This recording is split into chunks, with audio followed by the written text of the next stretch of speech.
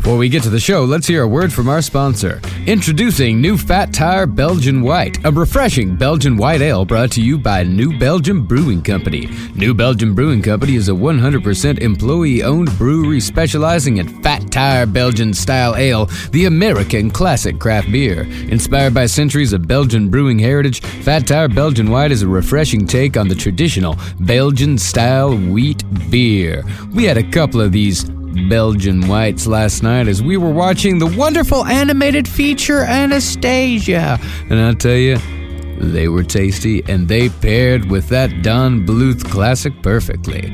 You can find Fat Tire Belgian White near you by using the Beer Finder link at www.newbelgium.com. That's www.newbelgium.com. That's Belgium with an M. Enjoy the show.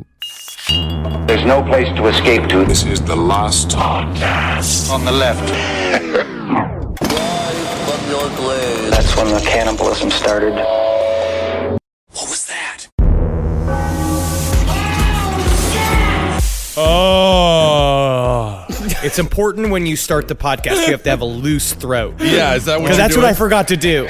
We actually had to restart because my throat was too tight. So in order to do Rasputin, what we gotta have is big old slack anaconda throat. Oh, God. All right, welcome to the last podcast on the left, everyone. I am Ben Kissel, looking at Marcus Parks. None of you have to relax your throat. You did. I'm a loose snake. It's not an exercise. Snake. That's not an It's exercise. a funny snake.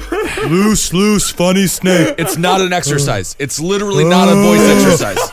Oh, I'm Ben Kissel. Thank you. I am Ben Kissel. My voice is fine as always. Marcus Parks, Hi. your voice is great. Thank And you. we have Python throat over here. I'm like a sock with a brain. Yeah. I'm a sock rolling around. I'll eat your dog. Loose, funny All right. snake. Very good. We are on to Rasputin Part 3. We got a lot more to get to here. A lot more information. Much more information when it comes to Rasputin. Yeah, I hope you guys are ready for the fucking test after this. Every single time I read about Rasputin, can't stop it. Is that because it's so deep in the mire of Russian history that you have to like last night I was in bed with Natalie and I was trying to explain to her Iliodor, right, which we'll get to, and the breakdown of how Iliodor, with like the sins of Rasputin's past, came to haunt him leading up to the his assassination attempt. Pretend I'm Natalie. I'm tall. I have reddish hair. I'm tired. I want to go to sleep. Wake up! What? Wake up! What? Baby, this is an emergency. Baby. What? Baby, it's an emergency. Is Jackie? Are you awake? Is Jackie fine? What's going on? Where's Wendy? So the problem with the assassination attempt of Rasputin is it actually starts in 1912 when Rasputin first met Iliodor upon a task he was sent on, right? No, listen, this is the breakdown. Baby, wake up. No, you can't see me under the covers, but I'm slowly removing my engagement ring. And I'm Legally, planning you on will leaving that be on the with dresser. me forever, very soon. Oh, that's sweet. It's fun, though. Yeah, Henry's grown up a lot over the years. I mean, we know his last major relationship ended because he was talking about Hollow Moon, and now this one is going to end because he's talking about world history. Wow. See, growing. That is adulting. Adulting. Hashtag adulting. So with Rasputin gaining more and more influence, the Orthodox Church figured they better do something about all this. Not because Rasputin was immoral, but rather because he was horning in on their business. Well, the thing is, when he took he adopted the Starettes. Once they started calling them Starettes like a year ago, he was not supposed to ever take that title because that's supposed to belong to the Russian Orthodox Church. Once he started what he would do is kind of playfully accept it and then make the people around him like sarcastically call him father. But eventually that became real. And as he's sitting there, people would go for him to advice. And essentially the Russian Orthodox Church, not only would they give advice, but a lot of times they'd give it for money. Like they would sell advice. They would sell counseling, which is kind of what Rasputin was doing himself. So he was been a real Ray Kroc. It's almost like they're a flim-flam psychic community. Oh, well, the church was extremely corrupt at this point. I mean, they were a part of the state, so of course they were corrupt. Now, the church started in Rasputin's hometown with this whole investigation, where they got a couple of priests to declare him a heretic. But that petered out pretty fast. Then they went even higher to another bishop to do an investigation, but the bishop just ended up being charmed by Rasputin. The bishop liked him. The bishop loved him. The bishop liked him. And he even made sure to comment on Rasputin's beautiful basso profundo voice. I love bishops because they all look like hard-boiled eggs who are like kind of rolled through a barber shop and have eyes. That's cute that you think that, because I view them as just big, breathing, money-sucking butt plugs because of their There's shape. also that component to it. Well, if you don't know what a basso profundo singing voice is, You got to. I've got an example. This is how Rasputin sang.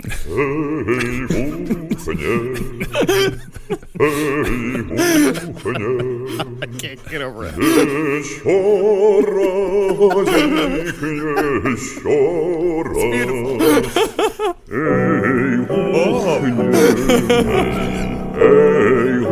It's awesome. This backup. I am going to listen to that nonstop on my iPhone, and I want someone to be like, "So what you listening to?" and just plug that into their Plug it ear. in. I would follow that man off a cliff. Well, that's the thing, I is that- legitimately love that sound. The bishop shows up, basically being like, "You're a cleasty, and we're gonna pin you on it. We're gonna dig up all this dirt. We know you're a horse thief. We know you like pulling your cock out all the time." And then he shows up and goes, and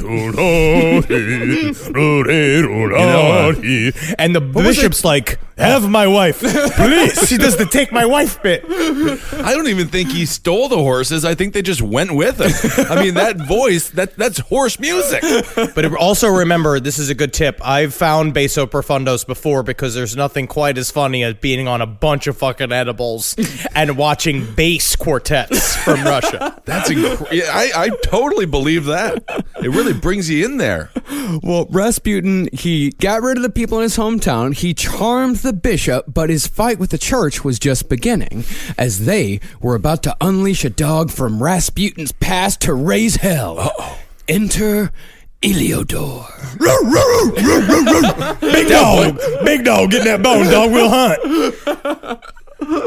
Well, since meeting Rasputin before, Iliodor had risen through the ranks of the church as a pious anti-Semitic firebrand. Okay. And when Iliodor arrived back in St. Petersburg, he found that he didn't like what Rasputin had become. Okay. Because, as we said, when Rasputin left Iliodor the last time, he was still a somewhat reasonably pious holy man. But we have a situation where an anti-Semitic holy man doesn't like Rasputin. That makes me think I like Rasputin. Well, This is a problem. This is not a bad enemy to have. This Well, guy seems like a that's- total bigot. Well, that's one of the things about Rasputin, is that Rasputin was actually very, pro-Jewish. Right. He was actually, he very much was cool with all the Jewish people, and also, ever since his days when he got really freaked out at the monastery because they were all gay, he evolved on that, and a lot of his friends were also gay. But he, just because someone isn't anti-Semitic and isn't homophobic does not make them a good person. No, but it makes him better than someone who's anti-Semitic. That's true. That's Yes. true. But he's a slippery fish. Remember, a part of it is that he's a slippery fish, and he ends up whatever boat that he falls out of whatever fisherman's hands. Does that make I sense? don't want to think about Rasputin as a slippery fish. He was a big old hairy carp with a fucking long egg stem. Well, way back then, when Iliodor first knew Rasputin, Rasputin had a predilection towards the ladies, but at the very least, he was sober. Because remember, Rasputin was right. on the wagon for a few years there. But in the intervening years, all that had changed. Uh-oh. Rasputin had become a drunken loudmouth. Again. Again. Yes, Again. Round two. Yeah, round two. And he would on the regular claim that the imperial family was under his thumb, that Nicholas called him Christ incarnate, and that Alexandra would kneel at his feet, promising never to abandon him. Now, I gotta ask, how scared were the horses? Because they knew the last time he was drinking, he kept on abducting them like he was an alien. No, he was gentle with them and he charmed them. He was a horse whisperer. So actually, the drunker he got, the more charming he got. But in actuality, it was the opposite. I think that's You know what I true. mean? The drunker you get, it's bad in human world, but in horse world, you're king. Oh, You're Yeah. the best guy around. And then things got personal. Okay. When Rasputin and Iliodor reconnected, Rasputin spent most of the time talking about his sex life, all while teasing Iliodor for never getting laid. If I could just be a fly in that wall, I would hang myself. Can you imagine Rasputin, stinky Rasputin, talking to a chunky anti-Semitic monk about his sex life? How disgusting that must be. Now, giving Iliodor shit for being a virgin was one thing, but maligning the imperial family was something different altogether. Iliodor took that shit seriously. And so, Iliodor switched sides from friend to foe and joined the fight in removing Rasputin as an influence on the imperial family. And while there were many smaller plots that failed, the grand scheme that Rasputin's enemies had involved a Finnish ballerina named Lisa Tenson. Oh, yeah. I was going to make a joke about how they created a papier-mâché vagina that was actually a trap and he walked into it, but they actually did that. Okay, Kissel, there are many stories. It's like Yogi Bear, but with pussy. Okay, every story that they deal with, and it's all of this stuff. We're like, we left the door hanging open to the main priest's wife's chambers because they would like leave the door open because they knew that Rasputin seriously couldn't help but sneak in like a fucking Bugs Bunny cartoon. They need to get glue traps for this guy. So this ballerina invited Rasputin over to her house one night where they proceeded to get fallen down drunk together. Then, when Rasputin was good and ready, Tansen brought out a few hired naked ladies, removed Rasputin's clothes, and took a few secret photographs.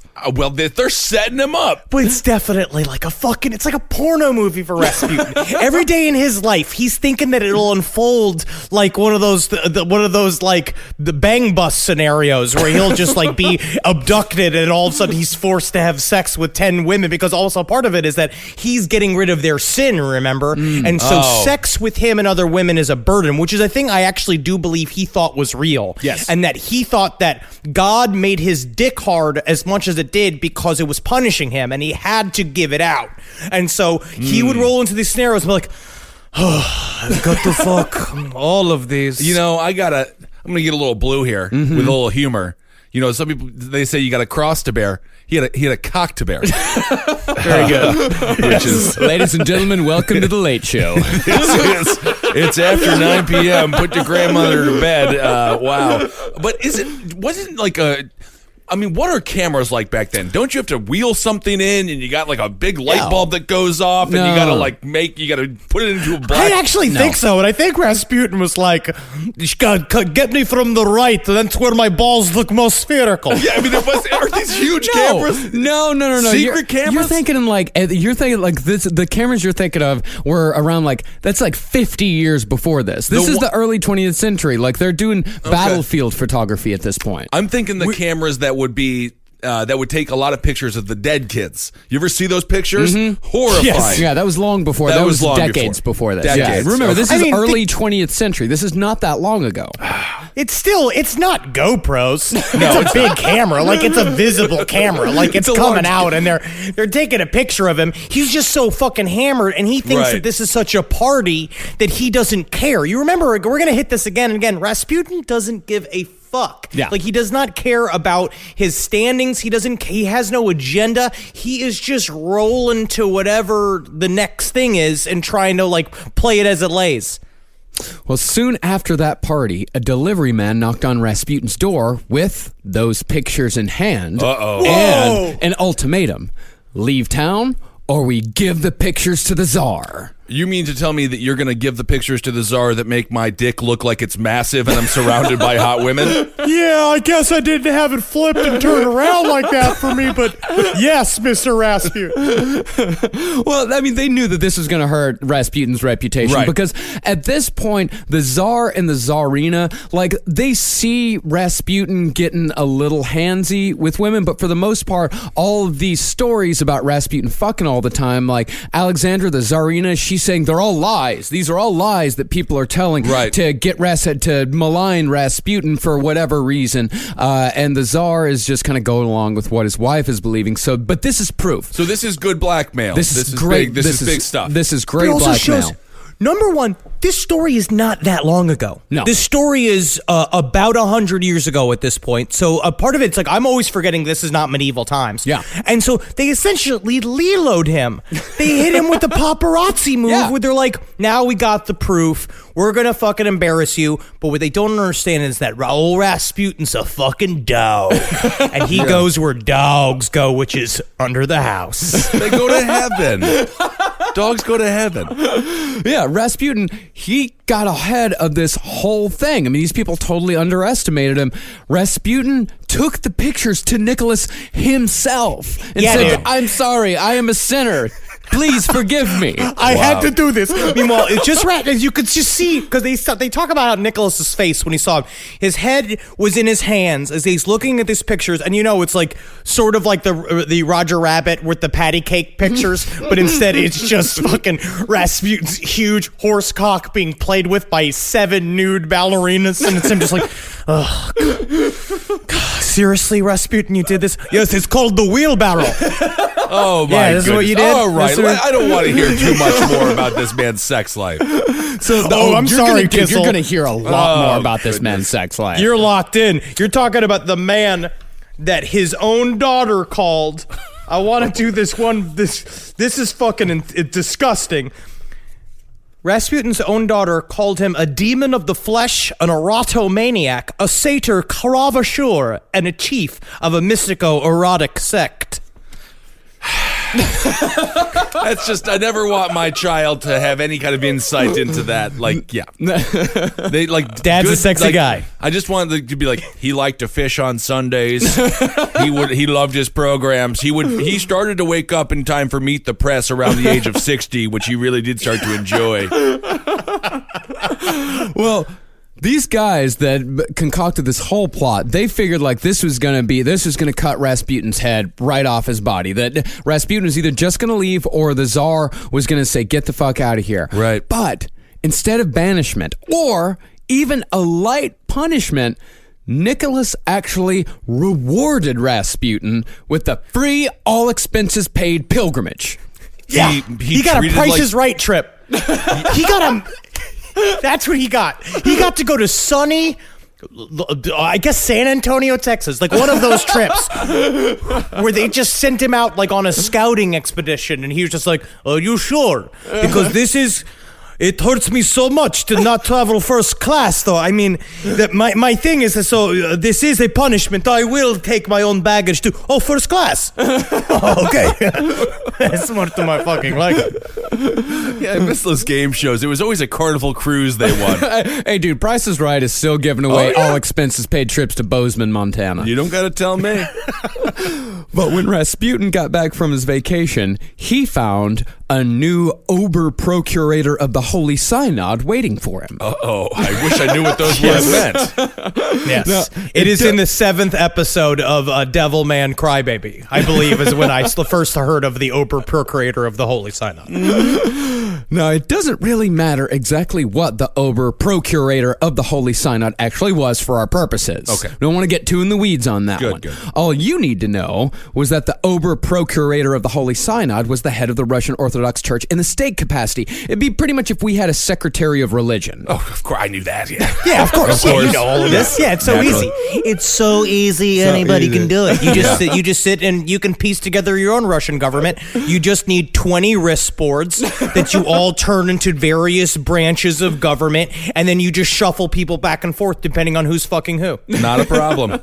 And what really mattered was that if Rasputin was going to survive at the level he was becoming accustomed to, he needed to have influence over the church. And if he was going to do that, he needed the Ober-Procurator of the Holy Synod on his side. Naturally. And that's the thing that I think is misunderstood about Rasputin. And I said this at the end of the last episode, but I think it bears repeating.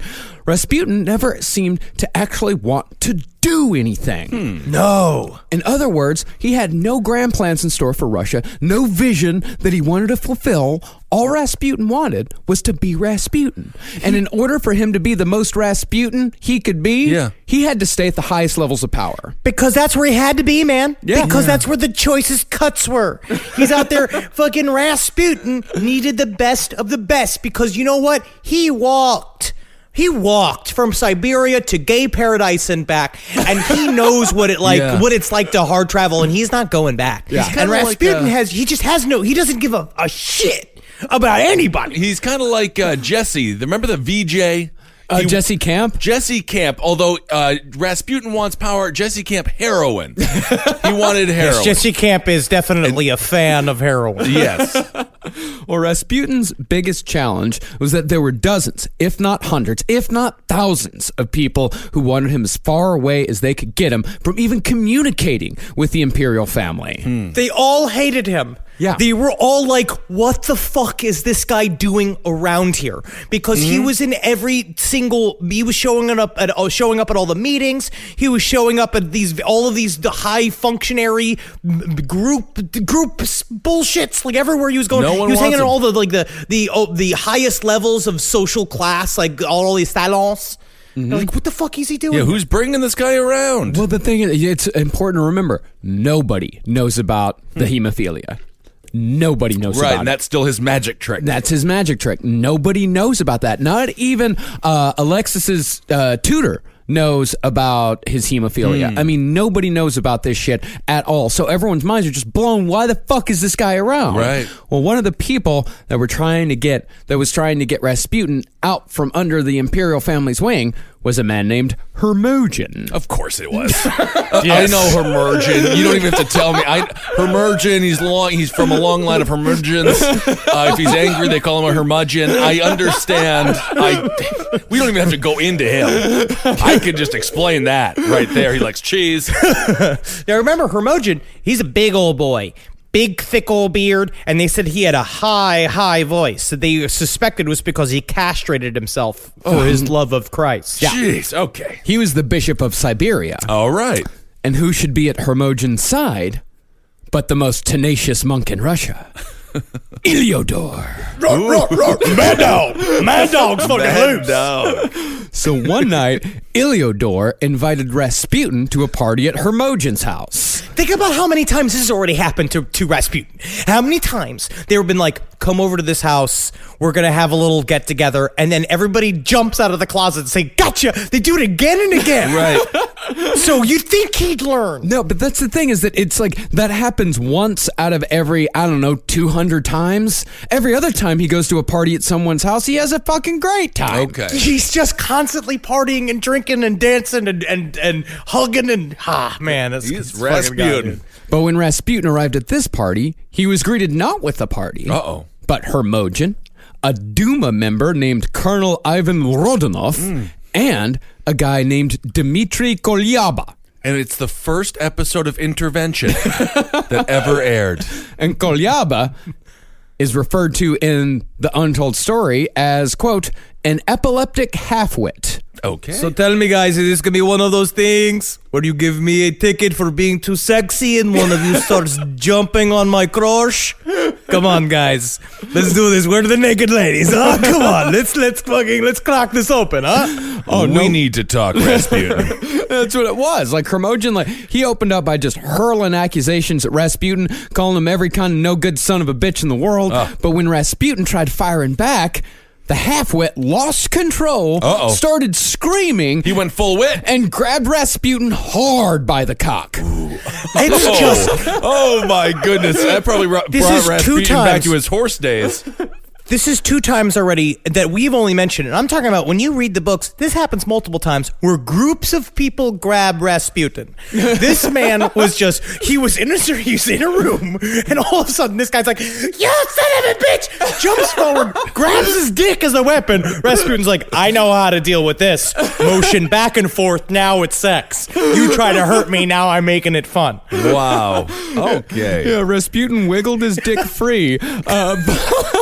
My goodness. But they were still able to grab him, and they dragged him to the chapel where they made him swear that he'd never talk to the imperial family ever again. Okay. But as soon as he left, that's exactly what he did. Oh. He ran off to Nicholas and tattled. Yeah, just picture a running, which was like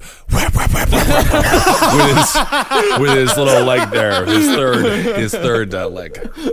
No, there's no word as to what happened to the colonel or the half-wit.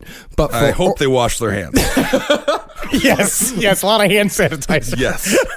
But for organizing the whole thing, Hermogen was stripped of all his powers and titles and thrown into exile. Oh. And Iliodor, in response to all this, he threw a very public and prolonged fit. Okay. He denounced the Orthodox Church as an abomination and a desolation.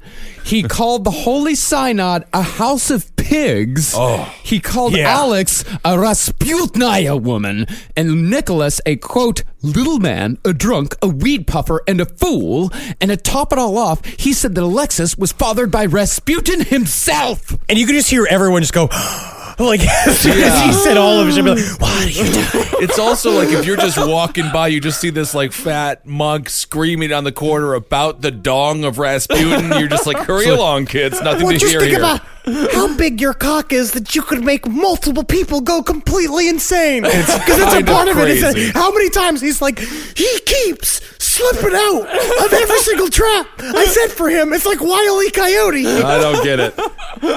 Iliodor then renounced his faith in a statement written in his own blood, saying orthodoxy was nothing more than magic and superstition. He then proclaimed himself a pagan deist and fucked off to the country. So Rasputin's dong is so large, it broke a man's religion. It broke his religion. It broke his faith in God. That's how. That's how much it shattered him. That's how slippery that dog is. That's how funny that face is of Rasputin is, and he's just tap dancing back and forth, and there's so many people grabbing their hats and throwing it on the ground, going Rasputin, just so mad at him. All right. I also a part of it is it's also the same track as how many people end up as like energy healers in LA because they had the same breakup with acting, where they wrote a denouncement of acting in their own blood and thrown it at a fucking street cop. And with that, Rasputin had defeated the last of his most dangerous enemies in the Russian Orthodox Church at that time. Okay. And he began the process of replacing his enemies with friends of his own. Hey, that makes sense. Well, Uh-oh. Yeah. It causes a bit of a mess. perhaps the most infamous of those friends in the church at that time was a man named Varnava. Yes. Okay. Varnava was a short, slender, handsome monk with a high-pitched voice. So handsome and so slender, with such a high-pitched voice, in fact, that he regularly passed himself off as a woman. Yeah, he was kind of like, he had a big old beard. But, I mean, he wore a nice dress. That's kind of fun. He shaved his beard off when need be. For example, on this occasion, on one Halloween, he dressed in an expensive gown and began the seduction of a local governor. Yeah. But before Varnava could seal the deal, so to speak, Varnava was outed as a man, horrifying the governor and delighting Varnava. It's like the end of Ace Ventura. I got you. It is the end of Ace Ventura Pet Detective. But it's also the downfall of Mrs. Doubtfire and many other 90s comedies that ended with a man and a lady pissing in a urinal and someone going, my word. What? Huh? The Varnava was among the first of Rasputin's quote-unquote scoundrels to be appointed to higher office on his recommendation. Now, yes, we can say that a lot of them, no, not all, were pretty fun, groovy people. Varnava was a groovy dude. He was, and they remind me of the cast from Rocky Horror Picture Show. Yeah. Where it's a bunch of like weird figures that are like on the fringes of society, and Rasputin was one of them, so he wanted to bring them into the government. But would you want Riff Raff to be comptroller? Like it's stuff like that, where it comes down to, yes, these are all fun choices, Rasputin, but in the end, we have a very complicated government that we're trying to run that's in the verge of a world war that we're going to find out about in like fucking a year. We're going to be in the middle of a world war, and you are putting in these people. Yeah. Don't even stress the economy. I got my buddy Meatloaf working on it. Yeah. It'll be fine. Yeah, these people are 5-6 years out from a revolution. You know, 5 years after a full revolution in which like the autocracy was already starting to be dismantled. They're about 5 to 6 years away from a huge revolution. And Rasputin is putting people into power, or at least recommending that his friends be put into power. And without exception, these people are all terrible at their jobs. All right. Without exception. Not a single one of them were good at it. There's just something's coming to mind. There's another Yeah, it's situation weird. where that, What does it I remind can't you put of? my Another finger. thing where people are being not- put into power based like solely on history how they repeating. feel about a certain one person, and with Yeah, and each all person, kind of like it's- loyalty to like a crime family. It's like a weird, it's like a thing. I don't know, it's weird. It's like, and as one person is kicked out, everyone that's replacing them is of lower and lower and lower yes, quality. yeah. It's I can't get it. We'll figure it out. We'll figure it out. I don't know what it is. Rasputin. Since all these people were rascals, the Russian police kept tabs on him. They even gave him fun little code names. Cool. Oh, Rasputin even had a fun little code name. His code name at first, the first code name wasn't that fun. His first code name was just the Russian. That's cool. Yeah. Cool. It's But cool. if you're just the Russian, I don't know. Actually, if my code name was just the American, I'd be pretty fucking psyched. Yeah, dude, it's awesome. Yeah, because that's like Jason Bourne. Yeah. The other guys, but then they kind of gave Rasputin like a much more descriptive name. They called him Dione, which meant the Dark One. Ooh, that's Think cool about too. man, because they're so scared of him too. Remember, at the same time, it's like we're obviously, upon hindsight, we're making him goofy because I feel that it's a goofy story in the end. It's fucking Caddyshack being played out before World War I. But he, in real life, like they're viewing him as this dark fucking mage walking around that they're very, very scared of. That's supposed to be in touch with satanic powers. Yeah. And the other people, the other rascals, they actually got pretty whimsical names. Their names were the Crow, Cool. the Jackdaw, Cool. the Dove, Okay. the Owl, Oh. the Bird, Ooh. Winter, Summer, and the Monk. Well, they did kind of go with a bird theme there, and then they just kind of switched it to more of a seasonal theme. Again, it's Interesting. sounding like fucking anime, man. Yeah. It really does. Every once in a while, I just wanted to kick into the Evangelion theme and just fucking the big swords, the big like wide swords. So he's got a posse here. He's got a huge posse, yeah. And each one of these people would have a part to play, big and small. So with the church vanquished for the time being, Rasputin set his sights higher to his political enemies. Now by this time, Rasputin had pissed off quite a few people in the government on both the pro and anti-Nicholas sides. The anti-Nicholas contingency thought Rasputin was just further proof that the imperial system was outdated and broken. While those on the pro-Nicholas side knew that Rasputin was damaging the imperial reputation, which put it and them in danger. The funny thing was, they were both right. Yeah, Rasputin was bad for business for everyone except the rascals. But it would be years before anyone would or could do anything substantial about it. Okay. But part of it is that it's true is that he made everybody mad. Right. And because of the nature of the autocracy, Nicholas didn't have to give any reason for why he was keeping Rasputin around. And because he never addressed it at all, he was constantly weakening his positions on both sides. And also because in the end, if you can make a really complicated scenario boil down to one dude, that's how they attack you again and again and again. Rasputin was like a bad tooth in his mouth, where it's like they could just get him at it for Rasputin every single time. He was a big obvious target, and it was an easy target. It was much easier than trying to really solve the problems of how do you balance a dictatorship with the parliament? Like, how do you deal with all of these complicated matters? All right, we'll just shit on Rasputin because he's easy. Our other sponsor today for Last Podcast on the Left is Stamps.com. Stamps.com brings all the amazing services of the U.S. Postal Service right to your fingertips. Simply create your Stamps.com account in minutes online, and you're on your way to buying and printing official U.S. postage for any letter, any package, any class of mail, from postcards to envelopes to packages, domestic to international, all using your own computer and printer. Click, print, mail, and you're done. Stamps.com makes it easy. They'll even send you a digital scale that automatically calculates exact postage. Stamps.com will even help you decide the best class of mail based on your needs. There's no need to lease an expensive postage meter, and there are no long-term commitments. We here at Last Podcast on the Left use Stamps.com because we're a small business and we understand how important it is to get this done fast, cheap, and easy. And right now, you too can enjoy the Stamps.com service with a special offer that includes a 4-week trial plus postage and a digital scale. Just go to Stamps.com, click on the microphone at the top of the homepage, and type in LEFT. That's Stamps.com, enter LEFT, Stamps.com, never go to the post office again. Well, before they could really do anything substantial about Rasputin, all they really had to count on was political maneuvering. Now, one of Nicholas's supporters was the prime minister, Peter Stolypin. Okay. And with this man, Rasputin had his first real challenge. Because the church was one thing. He could fake his way through that with what little experience he had. Well, let's not forget that beautiful voice.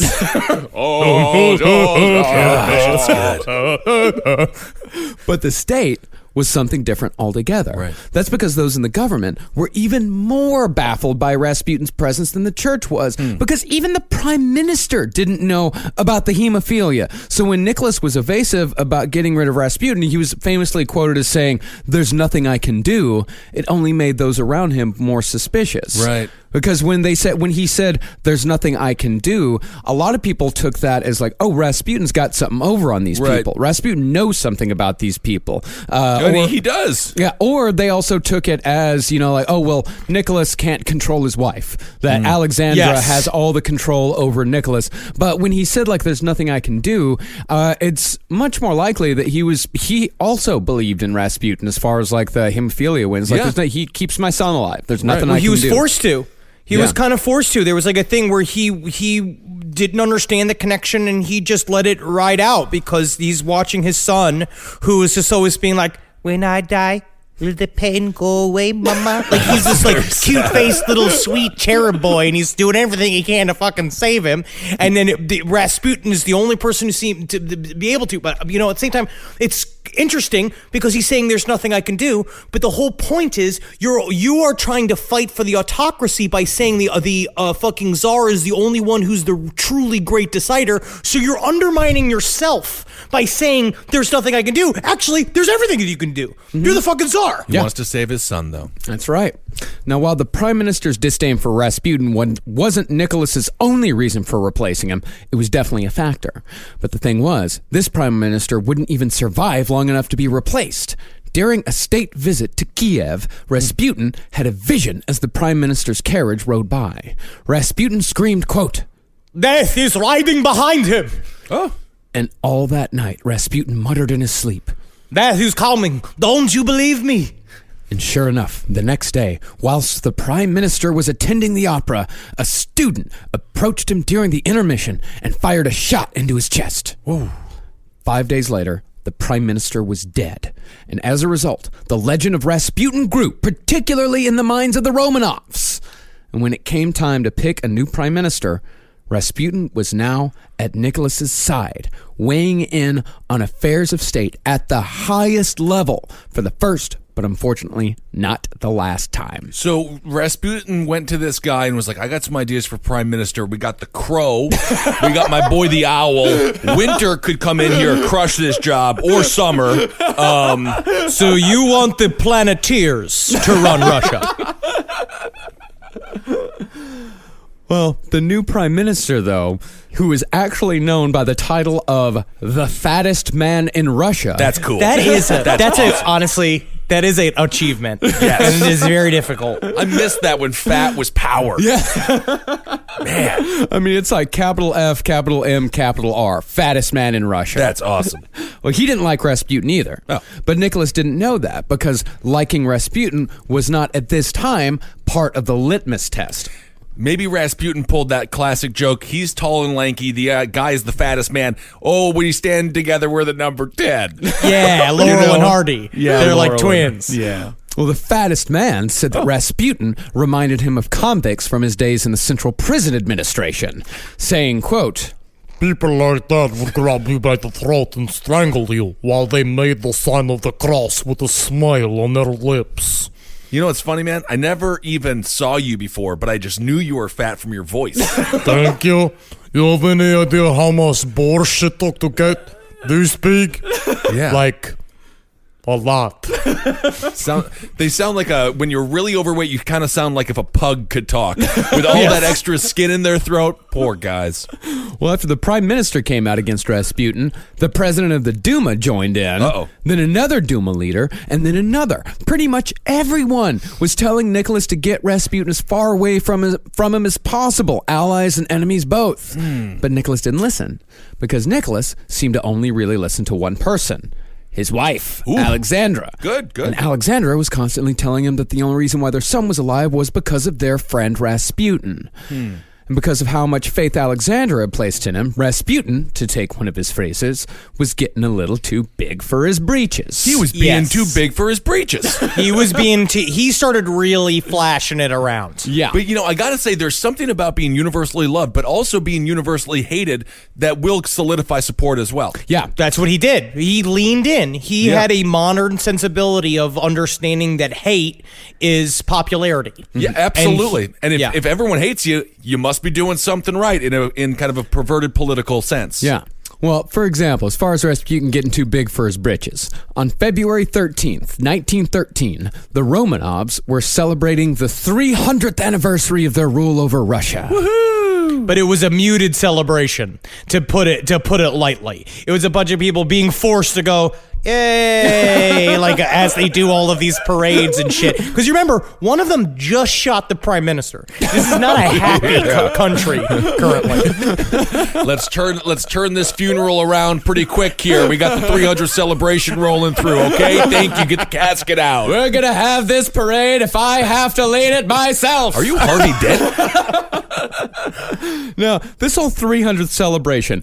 The animated movie Anastasia portrays this event as the moment when the evil Rasputin enters with his big green dildo of death and curses the Romanov family for rejecting him, bringing about the fall of the Russian Empire. And I just want to clarify with the audience here. We went out before the show, and Marcus came up to me. He said, "Man, I watched Anastasia last night. It's awesome." Yeah. And I was like, "What?" And he's like, "The animated movie." And I've never seen you so, I guess, cocky and confident about something that you watched. I was like, okay. Yeah, dude, it's legitimately good. Okay, so check out Anastasia. Did you watch it with Carolina, or were you like alone in your office watching in the other room while No. she was playing video games? We watched it together. Good. Had a wonderful Nice. time. Good. Oh, very nice. Yeah, and that's surprising more people. No, the villain Rasputin, like, he carries around a big green cock that holds all of his power everywhere that he goes, and then when he finally dies in the end by having his big green cock smashed, he dissolves into a puddle of cum and blows away.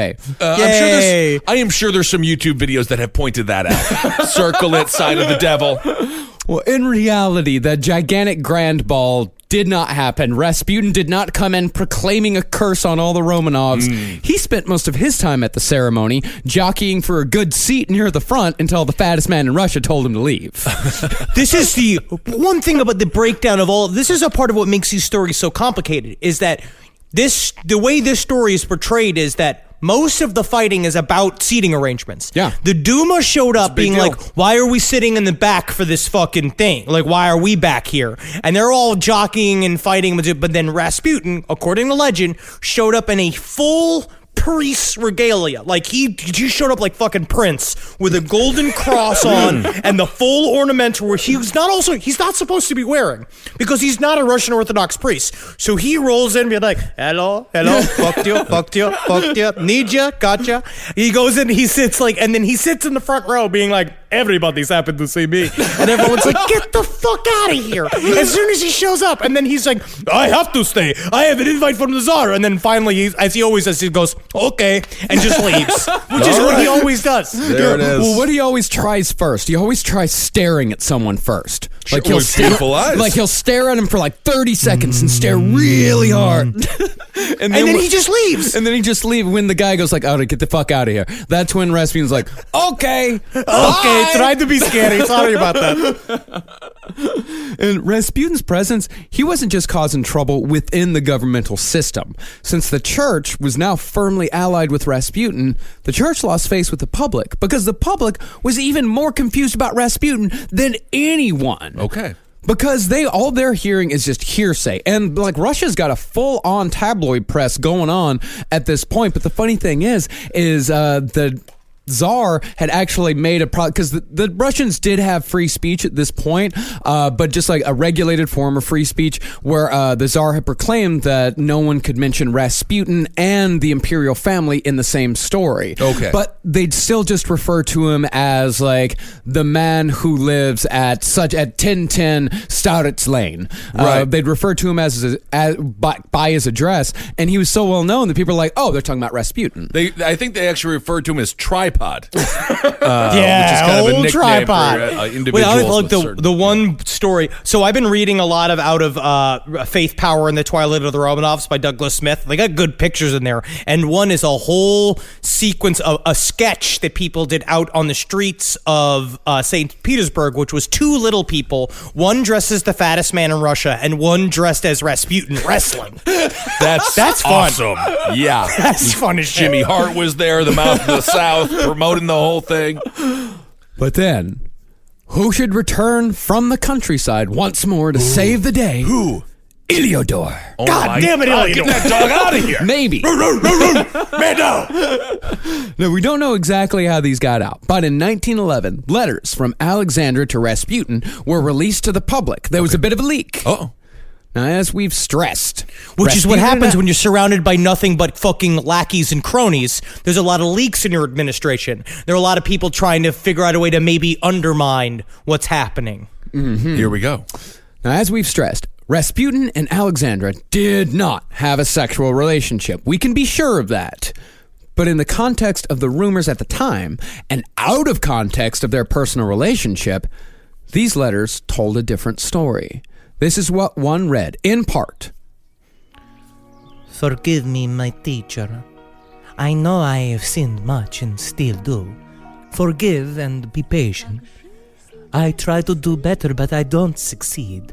I know that much of what I do and think is not good. I want to be a good Christian, a good person, but it is so hard. So often I have to fight bad habits. But help me. Don't abandon me. I am weak and not good. I love you and I believe in you. God grant us the joy of meeting soon. I kiss you warmly. Bless and forgive me. I am your child. Sounds like Zsa Zsa Gabor. Yeah. Remember Zsa Zsa was great. I remember Zsa Zsa, Yeah, yes. she was fun. Now, naturally, the imperial family was humiliated. I would think so, yeah. They didn't Yes. banish Rasputin, but for his carelessness, they refused to receive him at the capital. So Rasputin returned to his hometown to sulk, as he often did. But this was a big rift. This was like actually a big rift. This was huge. They finally were like, you know what? We are sick of this shit.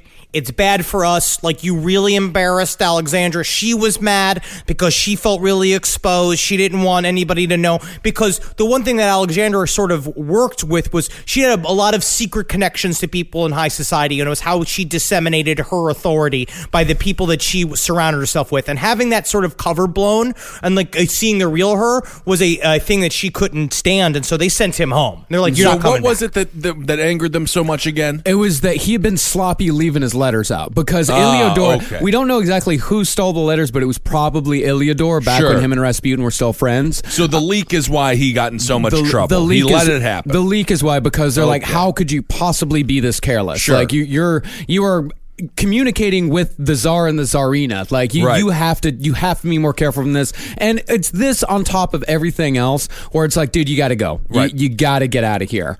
But I would say they shouldn't have been that surprised that he was careless, given the alcohol intake, but nonetheless. But in October of 1912, the telegram miracle we talked about on the last episode came along. To recap, Alexis was badly injured during a hunting trip in Poland. The little prince was near death, and Rasputin seemingly saved the little prince with nothing more than words on a piece of paper. That's right. Remember, don't let the doctors bother him too much. That's right. And so after this, he's there no matter what. Mm-hmm. From then on, he is a permanent fixture at the side of the imperial family until the day he died, because they're not risking it. Right. Ever It's again. like a fucked up story because it's the kid was almost murdered by a bumpy carriage. Yeah. He was in a bumpy carriage in Poland and he suffered from a hemorrhage because they go to Poland to relax, which is I can feel it. The home Yeah, that's your country people culture. there, yeah. But they go and he suffered a pain in his leg and just started screaming. And they didn't know what happened. And I guess he had fallen down. There was like a couple of little incidents that happened. And this is a he kid, was yeah. dying. He was bleeding out. They Right. didn't know what to do with him. They tried to do a blood transfusion. Nothing stuck. Then the they reach out finally to Rasputin. Finally, they're just desperate to do it, and he said that for him to leave him alone, and they have no clue how it works. Yeah, none of them have any clue why it worked. That the bleeding stopped. Yeah, but to them, from that point on, it's just obvious. It's like, if Rasputin's not here, the heir not only is my son, but the heir to the throne is going to die. That's right. But unfortunately for them and their entire country and the entire world, they were all sitting on the precipice of the greatest conflict known to man at the time, World War I. Now, here's where things get a little complicated. Okay. Here's where it gets complicated. Here it is. Let's do this. If you really want to get into the ins and outs of World War I, please go listen to Dan Carlin's hardcore history series called Blueprint for Armageddon after you finish this episode. I mean, just to give you a scope of how big and how complicated this thing actually is, Carlin's series runs over 20 hours, spread over 6 parts. Okay. And it is fucking fantastic. Check it out. This is Carlin at the absolute top of his game. This is an achievement. Okay. I started listening to it. Well, I had listened to it like a while ago, I guess closer to when it first came out, and I would just start walking, and all of a sudden I wouldn't know where I was because I was just listening to hours of World War I, and I'd be like, the Krauts are here. Yeah. Some of you just ended up in Poland. So to greatly oversimplify the start of World War I, a bunch of kids assassinated Archduke Franz Ferdinand of Serbia. This relatively minor, and honestly fairly common for the time event, escalated tensions that had already been brewing in the area. And before you knew it, very, very quickly, Germany, Austria-Hungary, the Ottoman Empire, and Bulgaria were at war with Britain, France, Italy, and Russia. I mean, this is within a span of like 2 weeks. Imagine today everything's fine.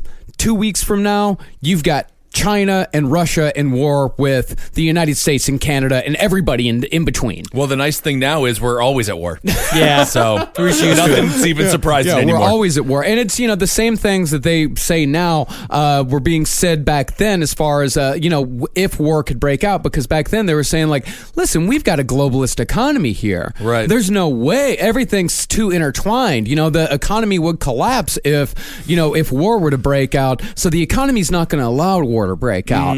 But, this guy gets killed, and 2 weeks later, people are dying by the thousands almost instantly. I mean, we can't imagine the scope of violence and blood that this war produced. Okay. But for our purposes, we're only going to talk about the conflict between Germany and Russia. Like, we're not going to get into the Battle of Somme or anything like that. Like, we're just talking about Germany and Russia We're here. sticking with Rasputin. Now, We have to.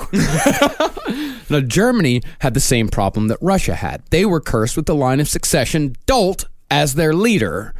But what the Germans did have, that the Russians didn't, was one of the greatest militaries in history. And as far as Rasputin was concerned, he couldn't have been more against the war for 3 very good reasons. One, Rasputin was a peasant. He knew it wasn't going to be the politician in the Duma or the dowager at the imperial palace who would see the true horrors of this war. Just like it is in every war, Rasputin knew that it would be the lower classes, his people, who would die on the fields in the pursuit of land and glory. Absolutely. Black Sabbath war pigs, man. I know. I was That's just what going it's to think about. that. And he looks like he would love Sabbath if he was around. Yeah, he when would, they man. were He's around. fucking super metal. But a part of this, it fit with his religious philosophy as well. This is the only time that he was really correct. Yeah. Where he All kept right. saying, like, no wars. Because also, in the end, he also knows that wars are really fucking complicated. Yeah. And he's just trying to have a good time. And he's sick of all this hassle. All right. So all we the got time. Rasputin wanting to protect the peasants. And 2, Rasputin knew the Russians couldn't win because the Germans had a vastly superior military, both in terms of leadership and technology. Okay. The Russians, on the other hand, really only had one resource on their side: people. Russia had the largest army in the world, and Russia has never minded throwing a few 100,000 extra bodies into the mill to make up for their shortcomings. Yep. And that only made the people hate the Tsar more. It's like the army of darkness.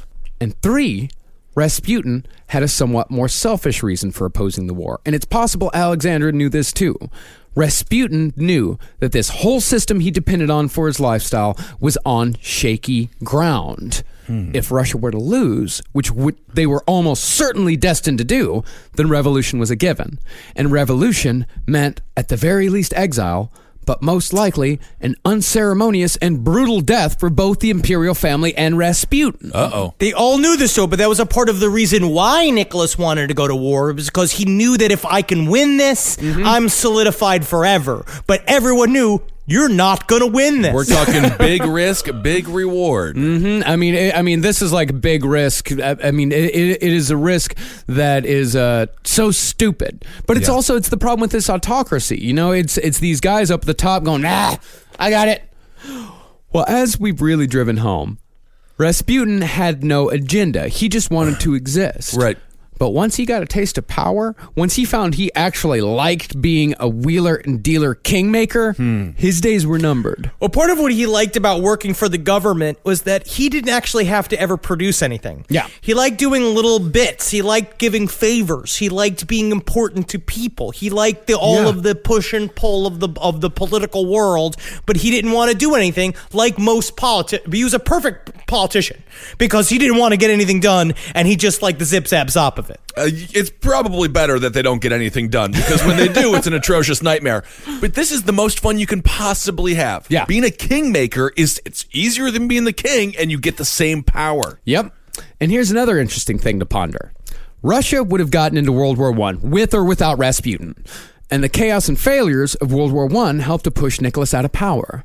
The question is, would the Romanovs have been able to hold on to their power had they not allowed Rasputin into their lives? Would they have been able to hold on to their power if they would not have let Rasputin into their lives? Would Russia... Very good question. Would Russia have emerged from World War I as a constitutional monarchy instead of the eventual Soviet Union, possibly morphing even further into something closer to what England has? What your question was to you. Yeah. Yes. Good question, Yes, good Kessel. question, yeah. It definitely isn't for us to say. We're not historians. No. But, We're not going to answer either of those. No. Okay, well, that's good. But the fact that we're even questioning the role of this country bumpkin flimflammer in the context of the spread of communism, the Cold War, and even the mess we find ourselves in today with Russia is a testament to how one man can bumble his way into changing the course of world history for centuries to come. Unbelievable. Forrest Gump but horny. Forrest Gump, like, he just got himself into the middle of it. So and a part of what you do is have no scruples. Got to take Yeah, them no scruples. You got to morals at toss them all. out the fucking window.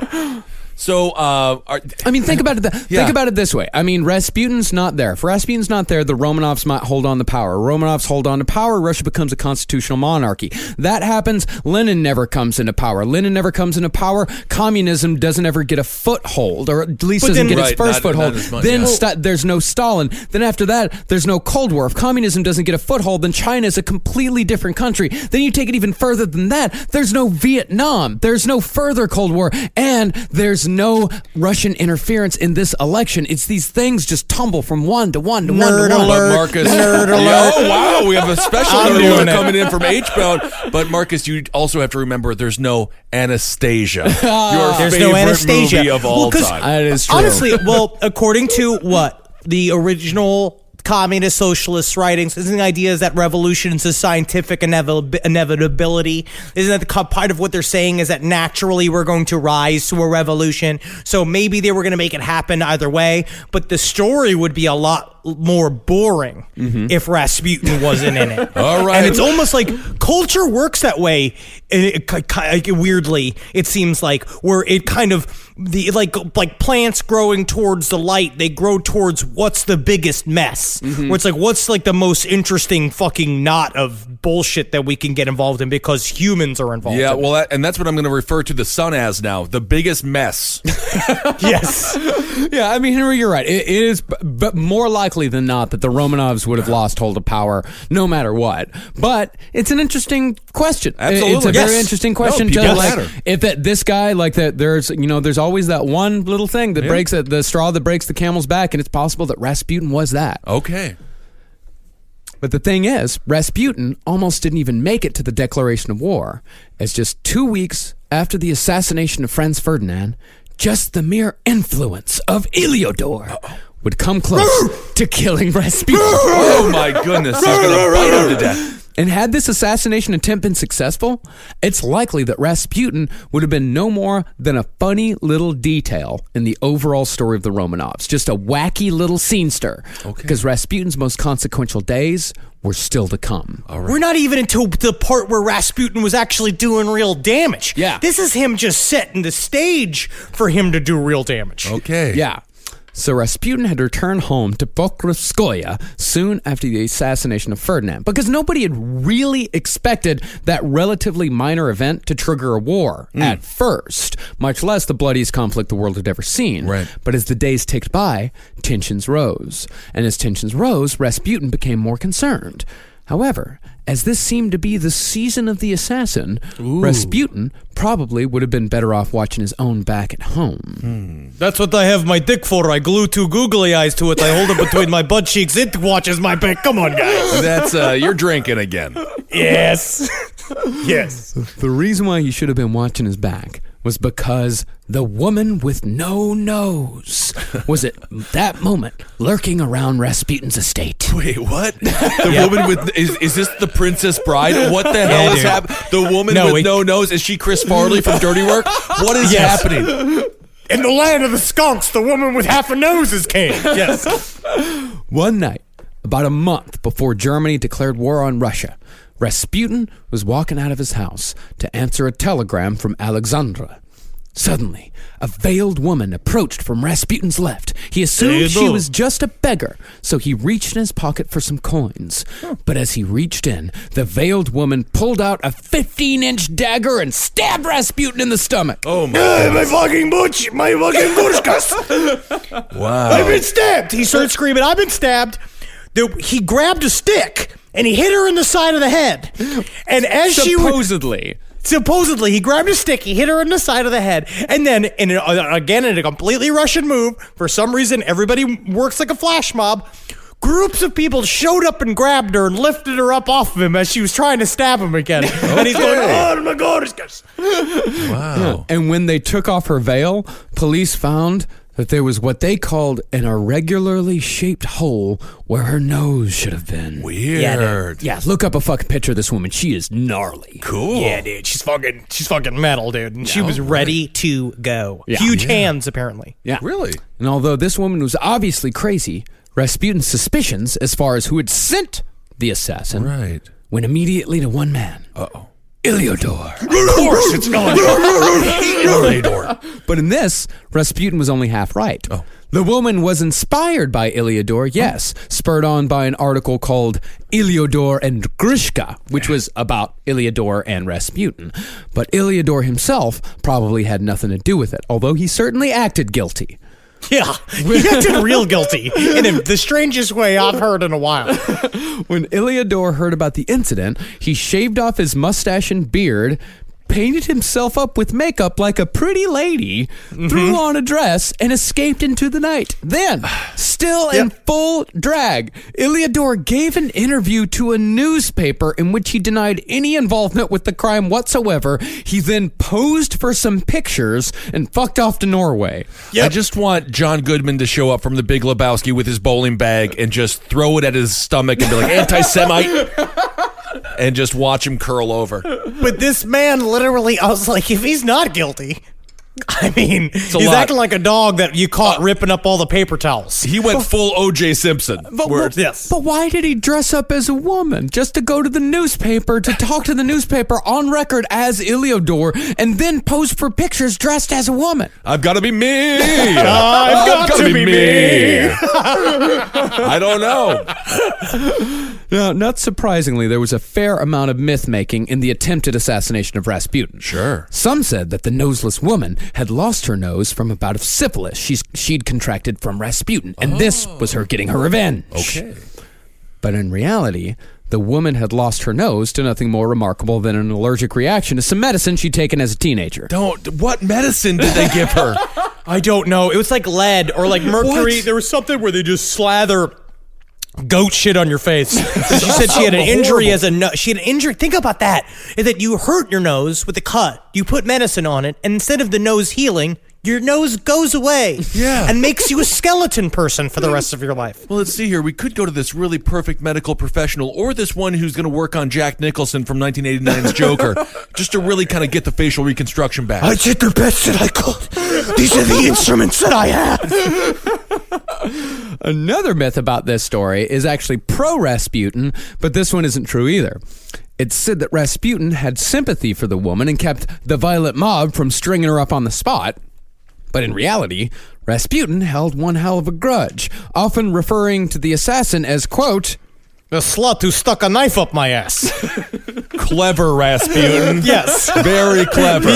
He did not mince words. No, he was I don't gross. think he was sober enough to. And Rasputin, he had a reason to hold a grudge. Yeah. The noseless woman had stabbed Rasputin near the navel, right through the guts, with a 15-inch dagger. Yeah. So doctors were forced to remove parts of his intestines, putting Rasputin in miserable pain for the rest of his days. Okay. And Which he also- he dealt with by drinking. Okay. He refused anesthesia. They were going through this, and I'm like, this is just, talk about the worst injury at the worst time and the worst place.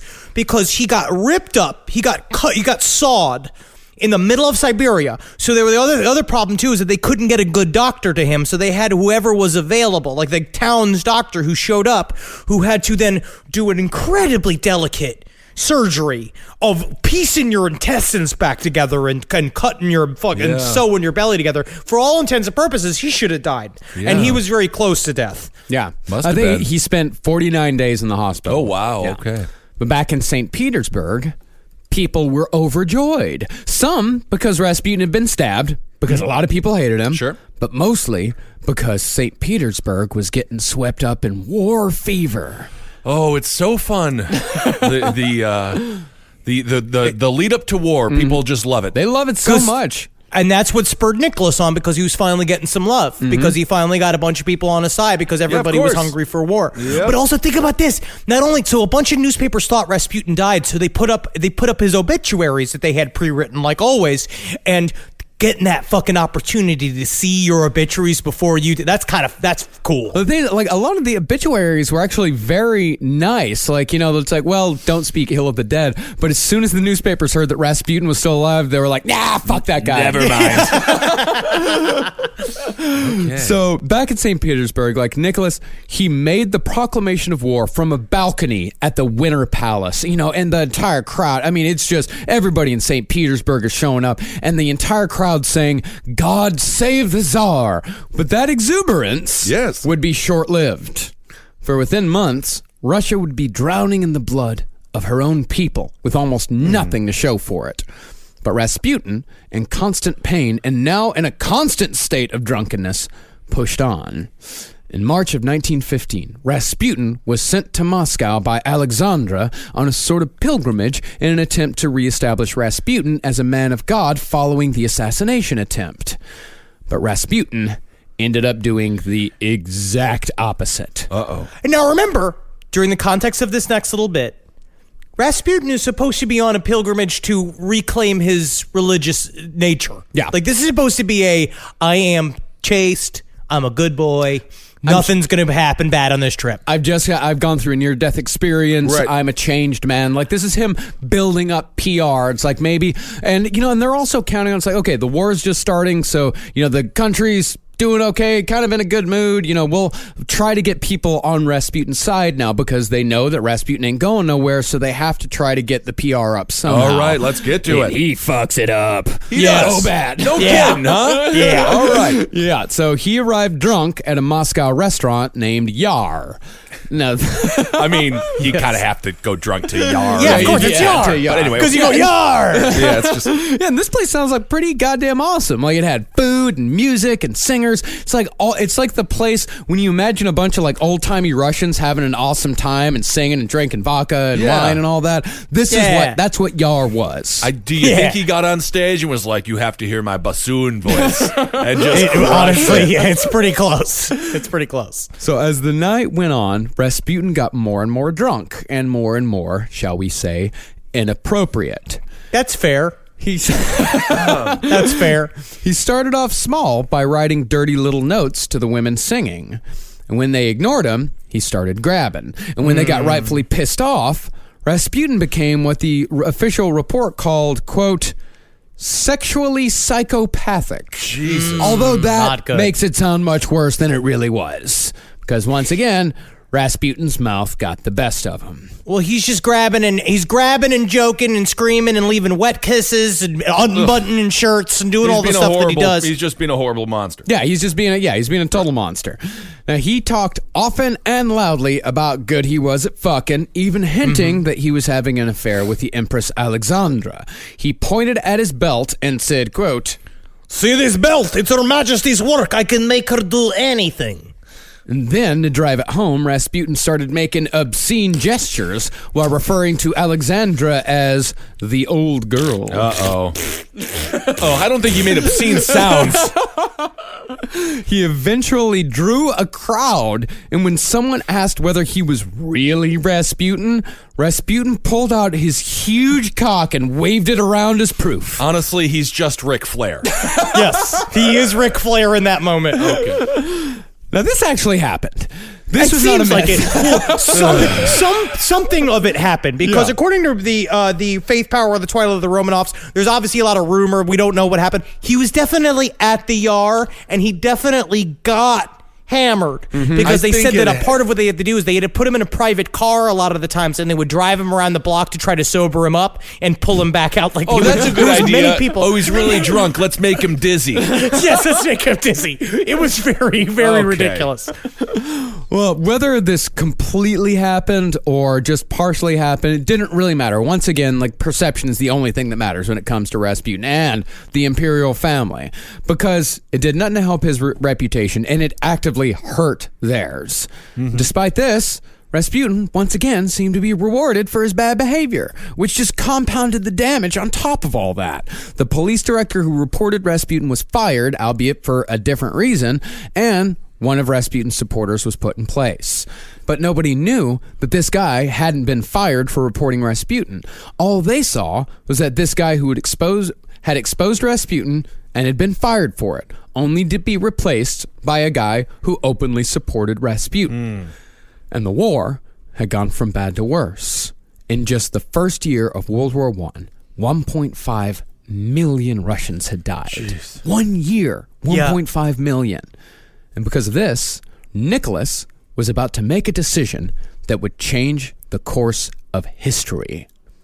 And that's where we'll pick back up for the conclusion of Rasputin. All right, there it is. Rasputin, the groundwork has been laid for the final conclusion. Yes, the real consequential acts of Rasputin. Cool. Now, it's very interesting when you get into the reading about this type of history and about bias, right? And about how, like, you have to remember, like, when anybody writes about anything, there's going to be some level of bias, even if unless it's just collecting dates. Someone always has a perspective. There's, like, a reason for it. And Rasputin's a really a good example about how you could put whatever you want onto Rasputin. Like the pro-Russian state, like later, like the nationalist Russian people would go on to say all of this stuff was real about Rasputin, and that it was and that they would trash him. And then there were other weird pro people. It is very interesting trying to find the truth. Yep. Yeah. Well, remember who isn't writing a story or who is not speaking, because whenever you're reading, that's one person's perspective, or one perspective, one narrative, and there's always another one. Okay, what do we have to do here? We have to thank everyone for Patreon. Thank you all so much. Henry and I have another interview coming up in the very near future, which will be very fun. So thank you all for giving to that. Yeah, thank you very much. Yeah, if you want to hear any of the interview series that Ben and Henry have done, those are available to everyone who gives $5 or more to our Patreon. You can find that at patreon.com/lastpodcast on the left. Yes. Yes, and follow us on all the bullshits on Twitter at Henry Loves You, at Marcus Parks, at Ben Kissel. Follow us on Instagram at Dr. Fantasty, at Marcus Parks, at Ben Kissel, the number 1, and follow the Last Podcast on the Left on all of the bullshits at LP on the left. That's it, and support all the shows here. We have a fun Abe Lincoln's Top Hat this week. We speak with a sex worker and also with my friend Sarah Lyons about racists taking over paganism. So kind of a fun little crossover there. I think you'll enjoy that, and keep on listening to all the shows. Yeah. Are you going into Altutra and all that Get shit? a little bit into Totally. Yeah, I found out that Ben did not pay attention during our black metal episodes No. at all. that. Yeah, No, whatever. of course not. All But right. a part of it is that I like but the it, music. But it makes me mad because I love runes, and it's mad. Like, don't take my runes from me. Yeah. Sad.